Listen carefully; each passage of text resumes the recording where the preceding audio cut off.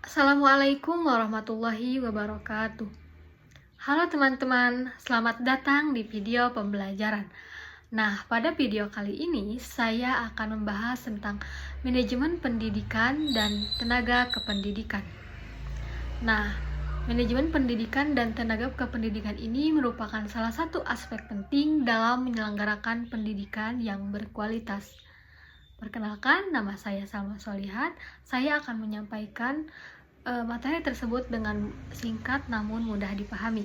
Dan saya harapkan semoga setelah melihat video ini atau setelah mengikuti video ini, teman-teman dapat memahami juga mengetahui betapa pentingnya manajemen tersebut dalam meningkatkan mutu pendidikan. Langsung saja ya kita masuk ke pengertian apa itu manajemen pendidikan dan tenaga kependidikan.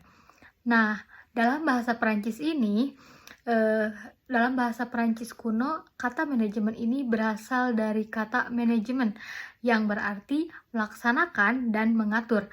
Nah, sedangkan dalam bahasa Inggris itu manajemen berasal dari kata to manage, yang dalam bahasa Indonesia itu dapat diartikan sebagai mengelola, mengurus, mengemudikan, memimpin, juga menjalankan. Nah, manajemen pendidikan ini adalah proses mengelola seluruh sumber daya pendidikan secara sistematis agar tujuan pendidikan ini dapat tercapai secara efektif dan efisien.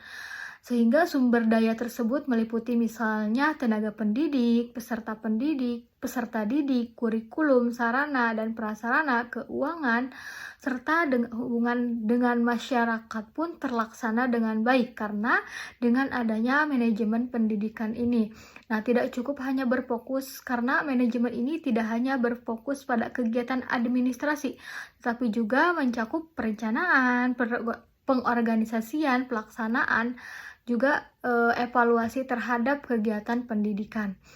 Nah, sedangkan tenaga kependidikan ini adalah individu yang bekerja di satuan pendidikan, yang mereka itu memiliki tugas utama untuk mendukung penyelenggaraan pendidikan ini agar berlangsung secara aktif dan efisien dan juga teratur. Jadi beda ya tenaga kependidikan dengan pendidik. Kalau misalkan pendidik itu seperti guru dan dosen, kalau tenaga kependidikan itu mencakup seperti staf kayak gitu.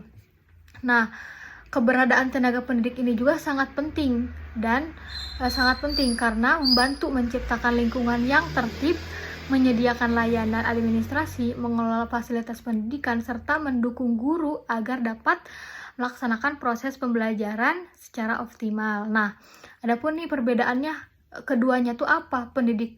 Manajemen pendidikan adalah proses pengelolaannya kayak sistem, sedangkan tenaga kependidikan itu adalah orang yang menjalankan atau mendukung proses tersebut. Nah, langsung saja ke tujuan manajemen pendidikan dan tenaga kependidikan. Nah, yang pertama tujuannya yaitu memastikan jumlah dan kualitas pendidik serta tenaga kependidikan sesuai dengan kebutuhan sekolah. Yang kedua yaitu meningkatkan kompetensi, juga profesionalisme dan kinerja melalui pendidikan, pelatihan, serta pembinaan. Yang ketiga yaitu menempatkan pendidik dan tenaga kependidikan ini sesuai dengan keahlian dan tanggung jawabnya agar bekerja dengan efektif. Selain itu, yang keempat, menciptakan lingkungan kerja yang kondusif sehingga tercipta kerja sama dan motivasi yang baik.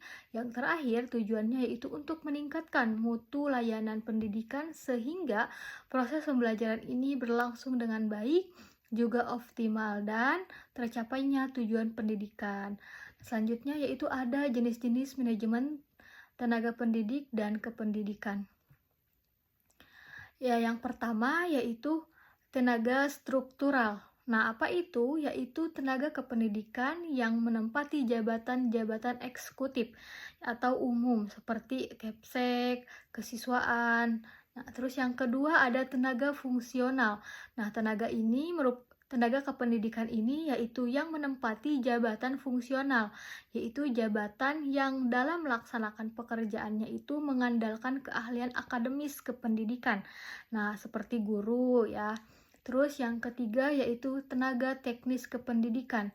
Nah, tenaga kependidikan yang dalam pelaksanaan pekerjaannya ini lebih dituntut kepada kecakapan teknis operasional atau teknis administratif, seperti misalnya bagian teknisi, pelatih olahraga atau kesenian dan keterampilan, atau juga tugas TU. Masuk ke tugas manajemen pendidik dan tenaga kependidikan. Nah, yang pertama tugasnya yaitu perencanaan.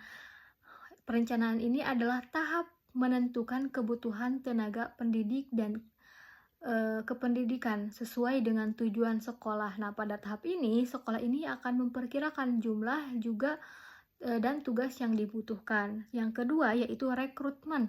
Rekrutmen ini merupakan proses mencari dan menarik calon tenaga pendidik maupun tenaga kependidikan yang memiliki kemampuan juga dengan memenuhi syarat yang telah ditentukan.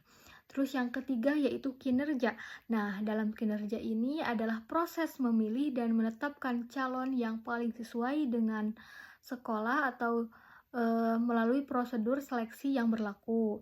Selanjutnya yaitu pengesahan. Pengesahan ini apa? Yaitu orientasi merupakan bagian kegiatan yang mengenalkan tenaga baru pada lingkungan kerja. Nah, serta tugas dan tanggung jawabnya ini agar beradaptasi dengan baik. Selanjutnya yaitu mengembangkan profesionalis, yaitu dengan dilakukannya ini melalui pelatihan, misalnya seminar, workshop, atau kegiatan lainnya. Dengan itu kita akan meningkatkan kompetensi, keterampilan, dan kualitas kerja tenaga pendidik maupun kependidikan. Nah, selanjutnya itu kompensasi dan stimulasi. Apa itu? Yaitu pemberian gaji, tunjangan, penghargaan, atau bentuk apresiasi lainnya sebagai imbalan atas kinerja serta meningkatkan motivasi kerja. Nah, setelah itu yaitu kondisi tempat kerja. Nah, selain itu juga kita harus menyediakan lingkungan kerja yang aman, nyaman, sehat, juga mendukung sehingga tenaga pendidik dan kependidikan ini dapat bekerja secara optimal. Jadi kesimpulannya, manajemen pendidikan dan tenaga kependidikan adalah proses mengelola guru dan tenaga kependidikan secara terencana agar bekerja secara optimal, efektif, dan juga efisien.